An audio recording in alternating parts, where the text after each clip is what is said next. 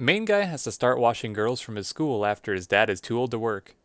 It's just a show to jerk it to, so watch it if that's what you're looking for.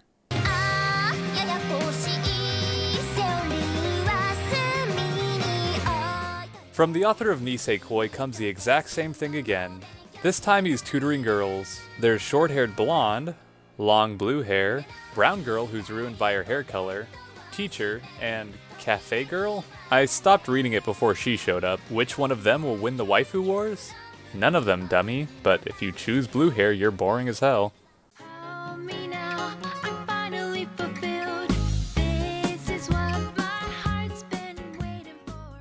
I'm pretty into this. The show starts with two girls who share a passion for music, becoming friends quickly and forming a band. So far this show looks great, and I'll definitely be watching more of it.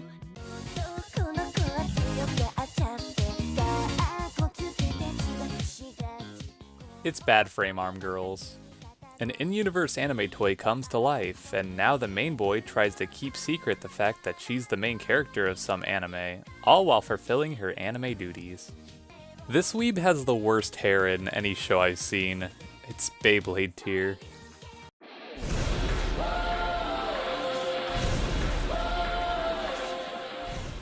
People use their fairy powers to summon CG personas to fight for them. The main characters also start the show off in the Mafia undercover, but they don't know each other. The actual drawn art looks pretty good, but the CG's on the level of Ajin.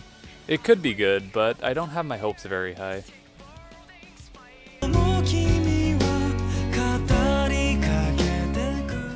It's Fruits Basket, but new. If you watched the old one, then maybe you'll enjoy revisiting it. If you're too young to know what it is, then check it out if you like girl shows.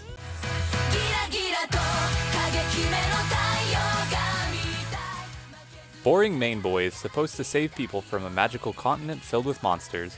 Too bad he's much better at killing things than he is saving people. It's based on a Korean manga, so that may swing your opinion on the show either direction.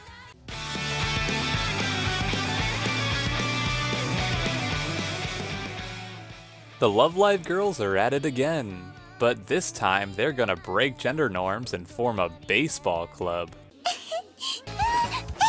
Just like last time when they broke gender norms by fishing.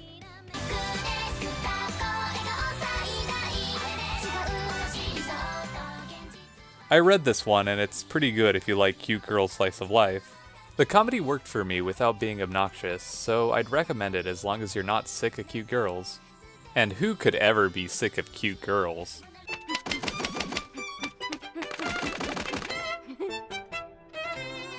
I'm now sick of cute girls. This show's gimmick is that there's no dialogue. In the first episode, a girl lays like a slut and other girls jiggle on her legs. I thought it was dumb, but if this looks funny to you, then you'll like it. The episodes are only 3 minutes, so it probably won't hurt you to watch it.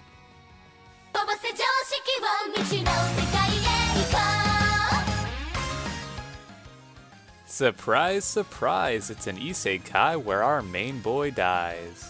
He's amazingly skilled with magic and swords in his new world. And he gets to go to magic school. I can't forget, he also has a king as a family friend since he was a child. It looked like a harem, but with as many characters as they show in the intro, maybe there's just a bunch of pairs. I expect this one to be bad enough to make a video on it.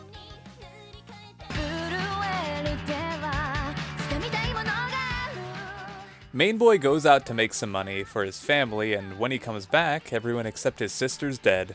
His sister's been infected with demon blood, and he has to protect her from a demon hunter and try to get her back to normal. The plot seems really generic, but it's okay. I'll watch some more of this. I could be wrong, but I think these parts are CG, and if so, then they're getting pretty good at making it fit in with the rest of the show. The action and art look good enough to keep me watching.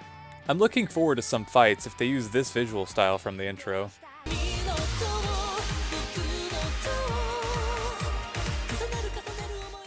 Wow, a show about an extremely obscure Japanese instrument, and it's a high school drama too?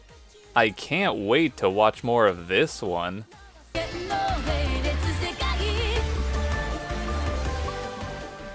The first episode was the least interesting thing this season.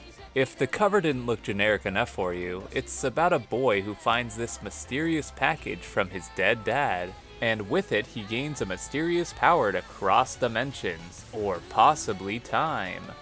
It features talking on a roof, a weird new transfer student, an annoying tsundere, and an elf who kisses main boy right after meeting him. If you like harems, then you may like this. But remember not to get too invested in the story because parallel universes and time travel means they can just drop important plot points whenever they don't know how to write around them.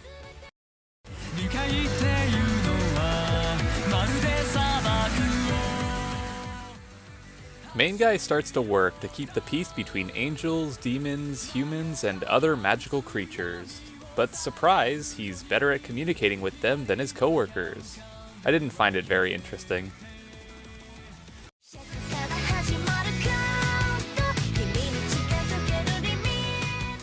It's an erotic rom-com all about a cold, studious girl who gets confessed to.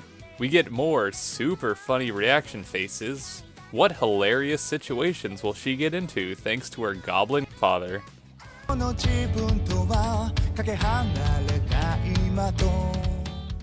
It's a baseball show that looks like an old anime.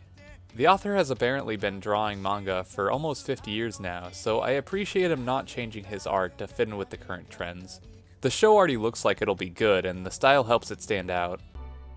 Enjoy してきます No.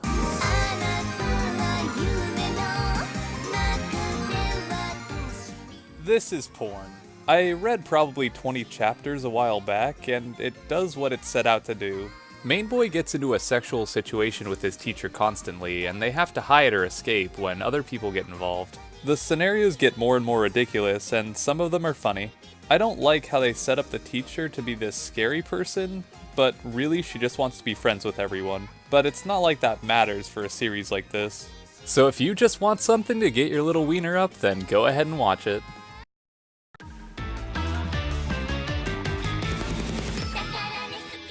A guy is gifted Nobunaga's 15-year-old wife from the past because he has the same name. He's hesitant to do anything with her because of her age, but the cover shows that she's not the only girl he'll have to avoid giving it to. Watch it if you wish random thirsty girls would come up to you.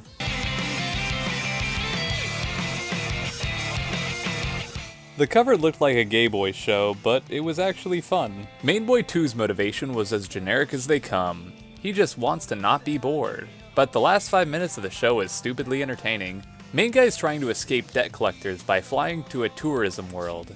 He accidentally brings Guy 2 with him, and they find out that they have Voltron fighter ships. Like the Tiger and Bunny show from last year, it was a pleasant surprise.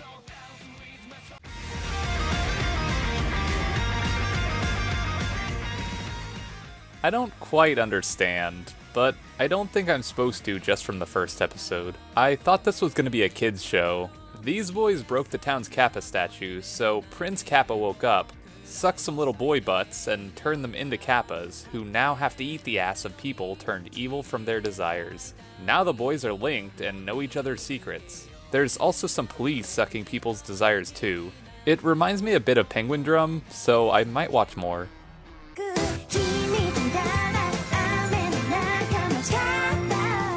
A girl writes everything she has to say to avoid talking. She meets a scary boy and they get along. They write haikus and I get bored.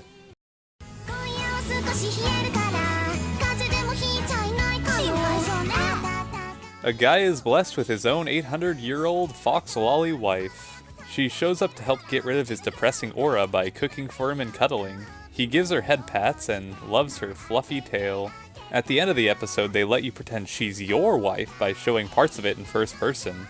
Like most lolly shows, you already know if you're gonna watch this one.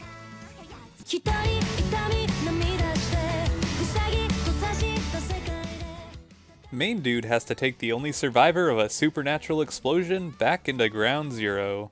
Too bad he dies in the first episode. I like this guy that can summon a shitload of guns, but that's the only thing I like about it.